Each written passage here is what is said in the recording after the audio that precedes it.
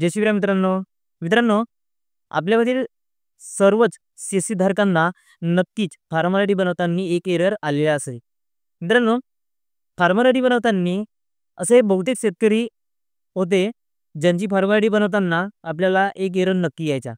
तो एरर म्हणजे ज्या शेतकऱ्यांचे नवीन फेरफार झालेले आहे, जवळपास 1 ते 3 वर्षाच्या आतमध्ये ज्याचे नवीन फेरफार आहे, अशा सर्वच सातबाऱ्यावरील नावं या ऑनलाईन सिस्टममध्ये दाखवत नव्हते. त्यामुळे त्या शेतकऱ्यांची फार्मर आयडी बनणे शक्यच नव्हते.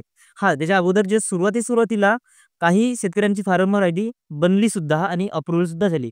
पण त्यानंतर सिस्टममध्ये काही बदल करण्यात आले आणि बदल झाल्यानंतर मग जे नवीन फेरफार होते, अशा सर्व शेतकऱ्यांची फार्मर आयडी बनणे बंद झालेलं होतं. तर आता ह्या नवीन फेरफारची फार्मर आयडी कशी बनवायची हे आजच्या व्हिडिओच्या माध्यमातून आपण जाणून घेणार आहोत. तर मित्रांनो, ही नवीन शेतकऱ्यांची फार्मर आयडी तयार करण्याकरिता जी काही प्रोसेस आहे, ते प्रोसेस मी पूर्णपणे तुम्हाला एक्सप्लेन करणार नाही, कारण सुरुवातीची जी काही प्रोसेस आहे ती आपल्या सर्वांनाच माहिती आहे. आपण नॉर्मली ज्या शेतकऱ्यांची म्हणजे जे पुराणे शेतकरी आहेत, अशा शेतकऱ्यांची जी फार्मर आयडी बनवलेली आहे, त्याच पद्धतीने आपल्याला सुरुवातीचे स्टेप्स भरून घ्यायचे आहेत.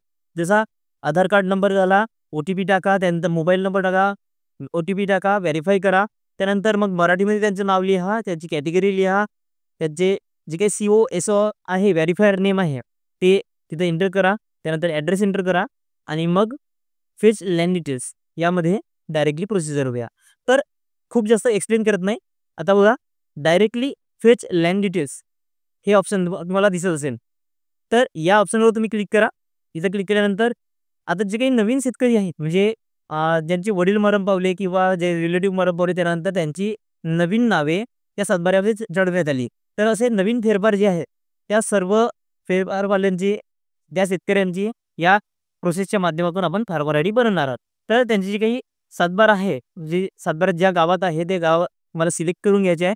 इथं सिलेक्ट केल्यानंतर त्यांचे जे काही गट नंबर आहे, ते गट नंबर इथं एंटर करा. एंटर केल्यानंतर इथं बघा, इथं select tenant and identifier name या ऑप्शनमध्ये याच्या अगोदर ज्या व्यक्तीच्या नावावर ही शेतजमीन होती त्यांचेच नाव इथं दाखवत आहे. आता नवीन जे काही फेरफार होते त्या फेरफार असलेल्यांचे, म्हणजे नवीन वारसदारांचे नाव इथं दाखवत नाही. तर काय करायचे, तर त्याकरिता मला साधी आणि सिंपल प्रोसेस आहे. मला फक्त माय नेम इज नॉट देअर या ऑप्शनवर क्लिक करायचं आहे. इथं क्लिक केल्यानंतर तुमच्यासमोर अशा प्रकारे पुन्हा डॅशबोर्ड ओपन होईल. इथं सबसर्वे नंबरवर इथं जर तुमचं त्या गटाची जर बटे पडले असतील तर इथं बटे दाखवेल आणि बटे नसतील तर तोच नंबर दाखवेल. तर त्या नंबरवर क्लिक करायचं आहे. क्लिक केल्यानंतर थोडंसं फार लोडिंग घेईल. लोडिंग गेल्यानंतर जे काही नवीन फेरफारनुसार नावं चढवण्यात आलेली आहेत, म्हणजे नवीन जे वारसदार आहेत त्या सर्वांची नावं इथं दाखवते. तर तुम्हाला आता ज्या शेतकऱ्याची फार्मर आयडी बनवायची आहे त्या नावासमोर इथं टिक बॉक्स लावलेले आहेत. इथं बघा, या टिक बॉक्सवर क्लिक करून घ्या. जसं आता माझे समजा कृष्णा श्रीराम कारेटकर या व्यक्तीचा मी फार्मर आयडी बनवत आहे, तर इथं त्या नावासमोर इथं टिक बॉक्स कर. त्या टिक बॉक्सवर क्लिक करा. क्लिक केल्यानंतर तुमच्यासमोर अशा प्रकारे एक पेज ओपन होईल.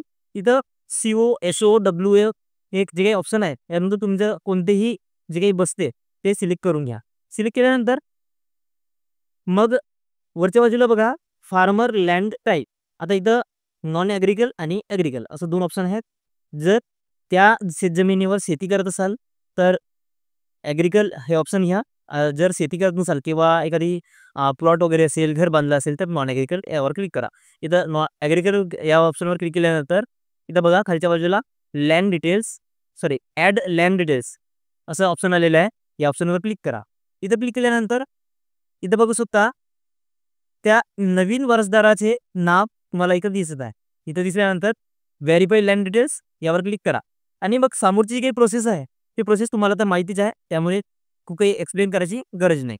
ठीक आहे. तर मित्रांनो, अशा प्रकारे तुम्ही नवीन वारसदार, नवीन फेरफार असलेले सातबारे आता फार्मर आयडी बनवू शकता.